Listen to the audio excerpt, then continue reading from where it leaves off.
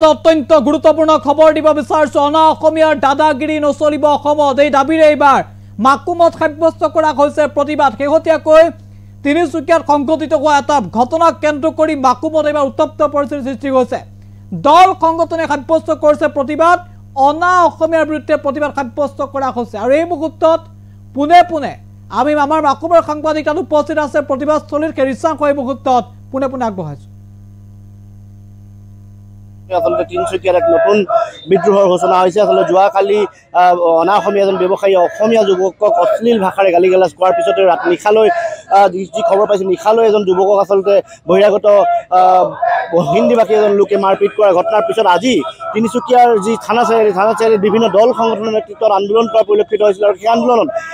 আৰক্ষী বাহিনী জপিয়াই পৰা পৰিলক্ষিত হৈছিল আৰু আৰক্ষী বাহিনীয়ে বহুকেইজন জাতীয় জনগোষ্ঠীয় দল সংগঠনৰ নেতাক ইতিমধ্যে গ্ৰেপ্তাৰ কৰিছে তাৰ প্ৰতিবাদত আচলতে দেখিবলৈ পাইছে মোৰ পিছফালে হৰিত কেমেৰাখনে দেখুৱাব যে মাকুমৰ এনেদৰে ৰাজপথত আচলতে বিভিন্ন জাতীয় জনগোষ্ঠীয় সংগঠনৰ নেতৃত্বে এনেদৰে ৰাজপথ অৱৰোধ কৰি প্ৰতিবাদ সাব্যস্ত কৰা পৰিলক্ষিত হৈছে এয়া আচলতে মৰাণ ছাত্ৰ সন্থা আছু জাতীয়তাবাদী যুৱ ছাত্ৰ পৰিষদ বীৰ আছিদ খানাকে আদি কৰি কেইবাটাও আচলতে দল সংগঠনে এনেদৰে প্ৰতিবাদমুখৰ হৈ পৰিছে মাকুমৰ 37 নং ৰাষ্ট্ৰীয় ঘাইপথ অৱৰোধ কৰি এনেদৰে জাতীয় জনগোষ্ঠীয় যি দল সংগঠনে এনেদৰে প্ৰতিবাদ কৰা পৰিলক্ষিত হৈছে আৰু এই আচলতে এটা কথা ক'ব লাগিব যে যি অসমত আচলতে বহিৰাগতৰ যি দ্ৰব্যপনি আচলতে এই দ্ৰব্যপনি শিৱসাগৰৰ মজিয়াৰ পৰা আচলতে শৃংখল চলি অহা লগতে যি দল সংগঠনে যি প্ৰতিবাদ কৰিছিলে আৰু সেই প্ৰতিবাদৰ পিছত তিনিচুকীয়াৰ দল সংগঠনসমূহে এনেদৰে প্ৰতিবাদ কৰা পৰিলক্ষিত হৈছিলে আৰু পৰৱৰ্তী সময়ত এজন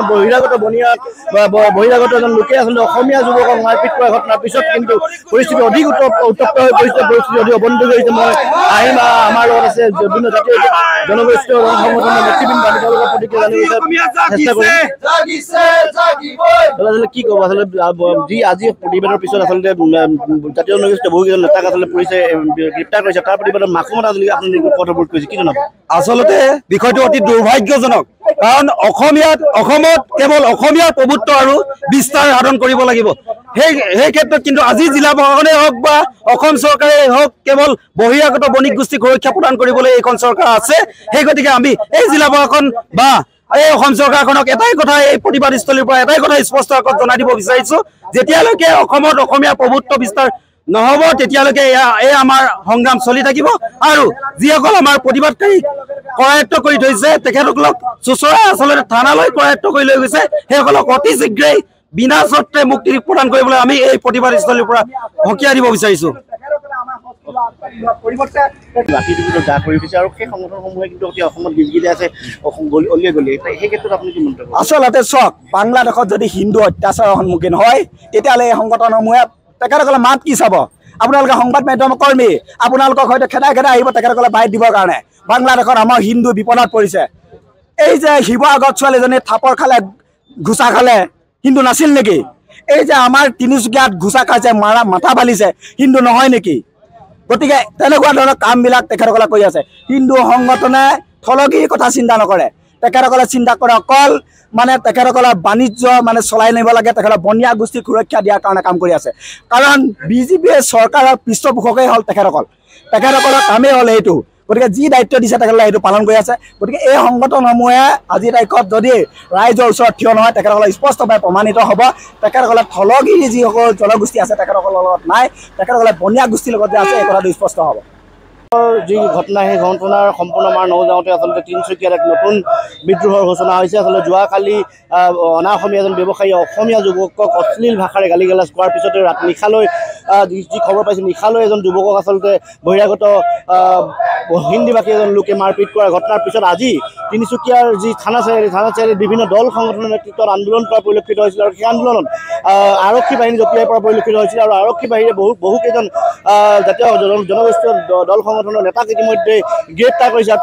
তাৰ প্ৰতিবাদত আচলতে দেখিবলৈ পাইছে মোৰ পিছফালে হৰিত কেমেৰাখনে দেখুৱাব যে মাকুমৰ এনেদৰে ৰাজপথত আচলতে বিভিন্ন জাতীয় জনগোষ্ঠীয় সংগঠনৰ নেতৃত্বে এনেদৰে ৰাজপথ অৱৰোধ কৰি প্ৰতিবাদ সাব্যস্ত কৰা পৰিলক্ষিত হৈছে এয়া আচলতে আচলতে মৰাণ ছাত্ৰ সন্থা আছু জাতীয়তাবাদী যুৱ ছাত্ৰ পৰিষদ বীৰ আছিল খানাকে আদি কৰি কেইবাটাও আচলতে দল সংগঠনে এনেদৰে প্ৰতিবাদমুখৰ হৈ পৰিছে। মাকুমৰ 37 নং ৰাষ্ট্ৰীয় ঘাইপথ অৱৰোধ কৰি এনেদৰে জাতীয় জনগোষ্ঠীয় যি দল সংগঠনে এনেদৰে প্ৰতিবাদ কৰা পৰিলক্ষিত হৈছে। আৰু এই আচলতে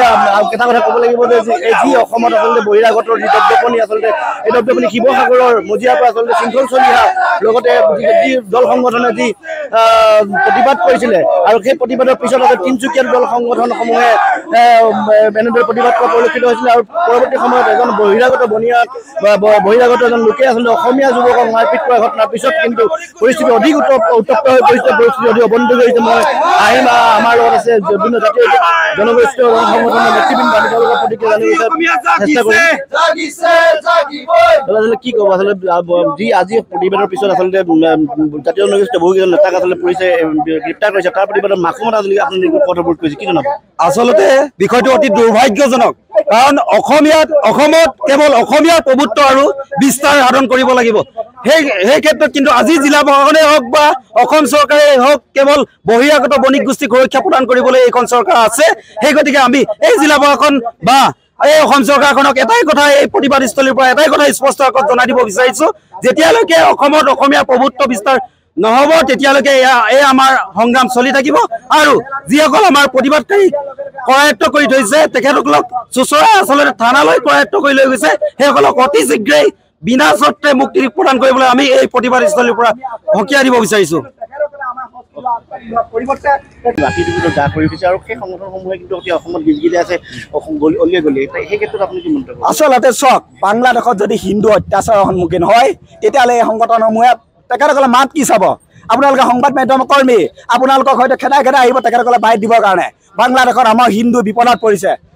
এই যে শিৱসাগৰত ছোৱালীজনী থাপৰ খালে, ঘোচা খালে, হিন্দু নাছিল নেকি? এই যে আমাৰ তিনিচুকীয়াত ঘোচা খাইছে, মাথা ফালিছে, হিন্দু নহয় নেকি? গতিকে তেনেকুৱা ধৰণৰ কামবিলাক তেখেতসকলে কৰি আছে। হিন্দু সংগঠনে থলগিৰ কথা চিন্তা নকৰে, তেখেতসকলে চিন্তা কৰে অকল তেখেতসকলৰ বাণিজ্য চলাই নিব লাগে, তেখেতসকলে বনিয়া গোষ্ঠীক সুৰক্ষা দিয়াৰ কাৰণে কাম কৰি আছে। কাৰণ বিজেপিয়ে চৰকাৰৰ পৃষ্ঠপোষকেই হ'ল তেখেতসকলৰ কামেই হ'ল এইটো। গতিকে যি দায়িত্ব দিছে তেখেতসকলে সেইটো পালন কৰি আছে। গতিকে এই সংগঠনসমূহে আজিৰ তাৰিখত যদি ৰাইজৰ ওচৰত থিয় নহয় তেখেতসকলে স্পষ্টভাৱে প্ৰমাণিত হ'ব তেখেতসকলে থলগিৰি যিসকল জনগোষ্ঠী আছে তেখেতসকলৰ লগত নাই, তেখেতসকলে বনিয়া গোষ্ঠী